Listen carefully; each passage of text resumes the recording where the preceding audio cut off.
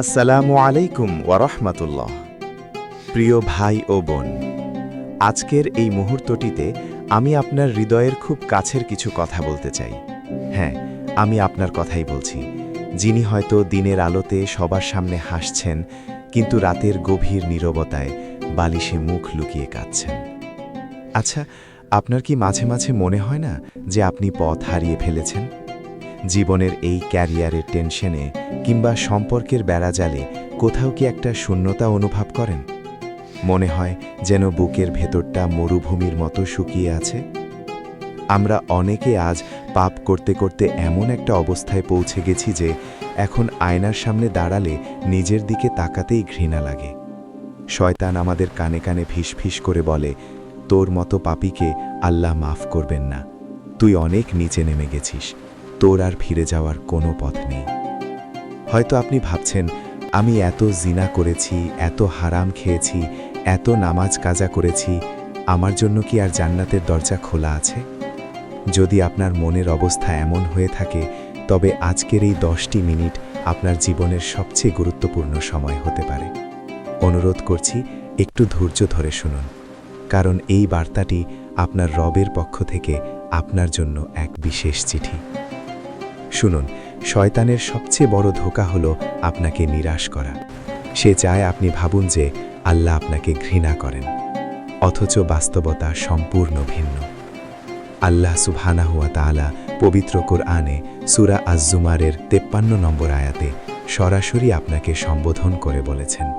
খেয়াল করুন, তিনি হে মুমিনগণ বলেননি, তিনি বলেছেন, হে আমার বান্দারা, যারা নিজেদের ওপর অবিচার করেছ, পাপ করে সীমা লঙ্ঘন করেছ, তোমরা আল্লাহর রহমত থেকে নিরাশ হইও না।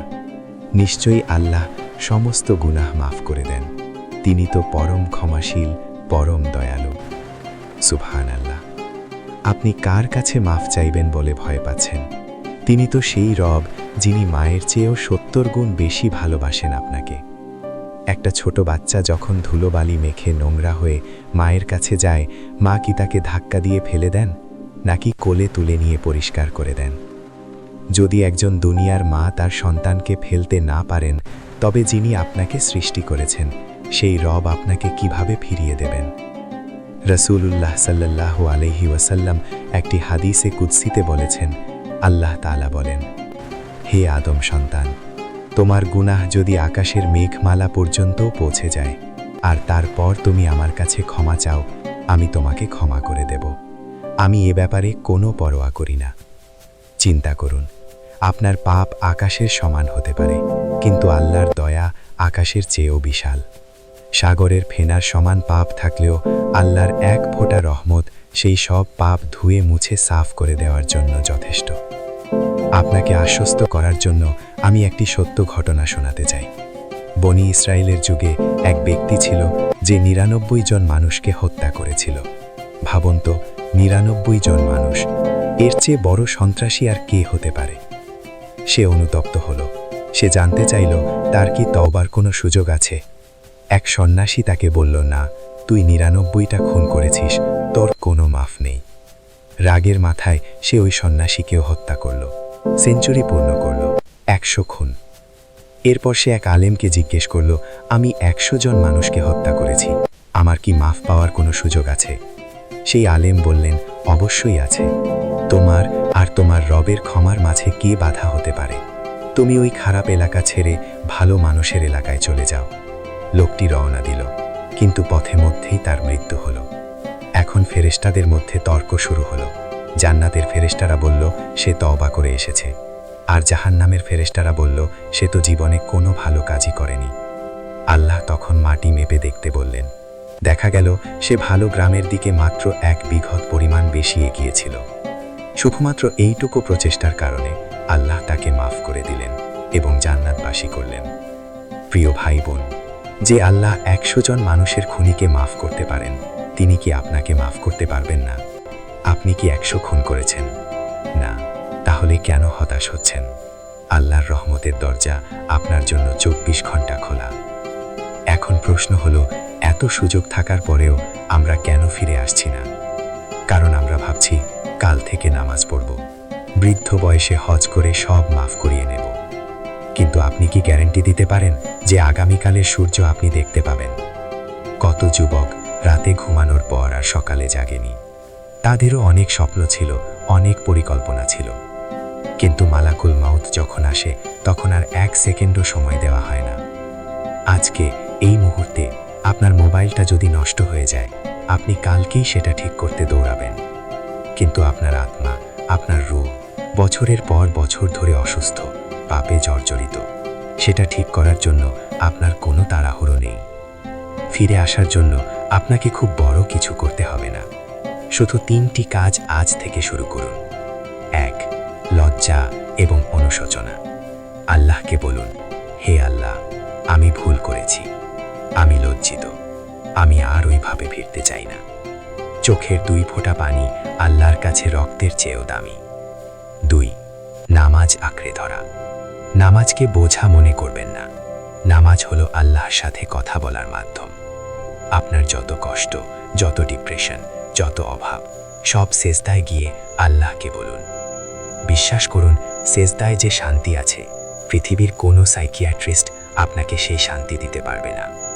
3. খারাপ সঙ্গ ত্যাগ করা। যে বন্ধুরা আপনাকে পাপের পথে ডাকে, আজই তাদের ব্লক করুন।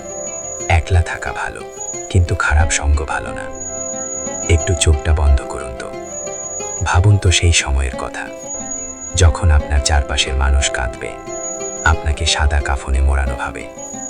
আপনার প্রিয় গাড়ি, প্রিয় বাড়ি, স্মার্টফোন, ব্যাংক ব্যালেন্স সব পড়ে থাকবে। আপনাকে নিয়ে যাওয়া হবে অন্ধকার কবরে, বা আশার মাটি দিয়ে বন্ধ করে দেওয়া হবে আলো বাতাসের সব পথ। সবাই আপনাকে রেখে চলে যাবে, আপনি একা, একদম একা। সেই খুটখুটে অন্ধকারে কে হবে আপনার সঙ্গী? আপনার গার্লফ্রেন্ড বা বয়ফ্রেন্ড, আপনার বস, আপনার বন্ধুরা? কেউ না। সেখানে সঙ্গী হবে শুধু আপনার নামাজ, আপনার রোজা আর আল্লাহর ভয়ে ফেলা চোখের পানি। ফেরেশতারা যখন প্রশ্ন করবে, তোমার রব কে? যদি দুনিয়াতে রবের কথা না শুনে থাকেন, সেদিন মুখে উত্তর আসবে না। তাই সময় থাকতে, নিঃশ্বাস থাকতে ফিরে আসুন। আল্লাহ এখনো আপনার অপেক্ষায় আছেন। তিনি প্রতি রাতে সেই আসমানে নেমে এসে ডাকতে থাকেন, আছো কি কোনো ক্ষমা প্রার্থনাকারী? আমি তাকে ক্ষমা করব। আছো কি কোনো বিপদগ্রস্ত? আমি তাকে উদ্ধার করব। আমার প্রিয় ভাই ও বোনেরা, জীবনটা খুব ছোট। এই দুনিয়াটা একটা ধোঁকার ঘর, আসল বাড়ি তো জান্নাত। আমরা কেন এই কয়েকদিনের দুনিয়ার জন্য অনন্তকালের জান্নাত হারাচ্ছি? আসুন আজ, এখন, এই মুহূর্তে আমরা নতুন করে জীবন শুরু করার প্রতিজ্ঞা করি। পুরো স্ক্রিপ্টটি শোনার পর আপনি যখন ফোনটা রাখবেন, তখন ওযু করে 2 রাকাত নামাজ পড়ে আল্লাহর কাছে একটু কাঁদুন। দেখবেন বুকের ওপর থেকে পাহাড় সমান পাথর নেমে গেছে। আসুন আমরা সবাই মিলে ছোট্ট একটা দোয়া করি। হে আমাদের রব, আমরা আমাদের নফসের উপর জুলুম করেছি। তুমি যদি আমাদের ক্ষমা না করো, দয়া না করো, তবে আমরা ধ্বংস হয়ে যাব। হে আল্লাহ, আমাদের মনের সব কষ্ট দূর করে দাও, আমাদের গুনাহগুলো মাফ করে দাও, আমাদের হেদায়েত দান করো এবং মৃত্যুর আগে খাঁটি তওবা করার তৌফিক দাও। আমিন ইয়া রব্বাল আলামিন। ভিডিওটি শেষ পর্যন্ত শোনার জন্য আপনাকে ধন্যবাদ। আল্লাহ আমাদের সবাইকে তার পথে অটল থাকার তৌফিক দান করুন। আসসালামু আলাইকুম ওয়া রাহমাতুল্লাহ।